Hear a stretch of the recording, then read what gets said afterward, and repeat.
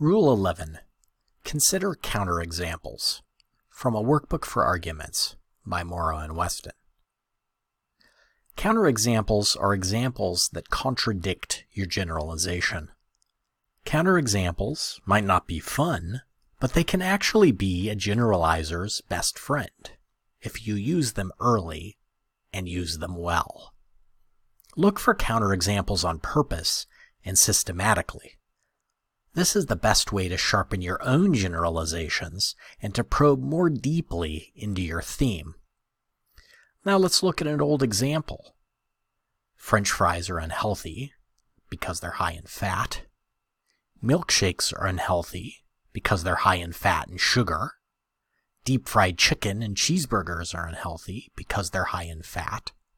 Therefore, all fast foods are unhealthy.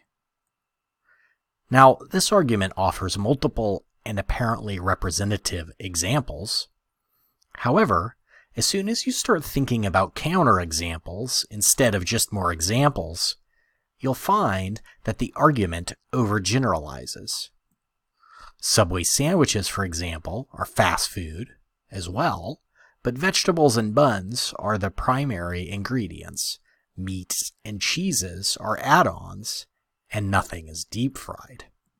So, it turns out that not all fast foods are unhealthy. Of course, this only holds up if you believe that Subway is more healthy than the examples. But, for the sake of this example, let's hold that. If you can think of counterexamples to a generalization that you want to defend, then you need to adjust your generalization. If the last argument were yours, for instance, you might change the conclusion to many fast foods are unhealthy. A counterexample may also prompt you to think more deeply about what it is about fast foods that tend to make them unhealthy. Is it partly that deep frying, with the huge fat load that results, is such a quick and easy way of cooking? Highly processed foods, such as fast food meats and cheeses and milkshake ingredients, also tend to be fattier or unhealthy in other ways. So maybe what you really want to say is that the demand for quick cooking and cheap standardized ingredients tends to make the resulting food less healthy.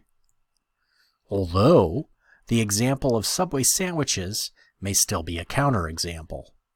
And of course, it also may not, depending on what exactly it is that we're looking at in Subway sandwiches.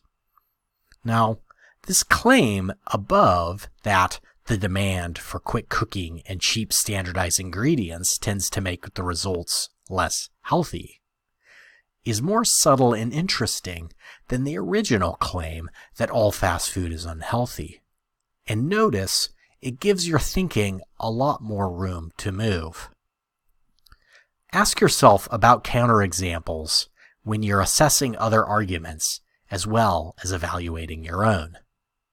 Ask whether these arguments' conclusions might have to be revised and limited or rethought in more subtle and complex directions. The same rule applies to others' arguments and to yours. The only difference is that you have a chance to correct your overgeneralizations yourself. Make sure to watch out for counterexamples and use them as a tool.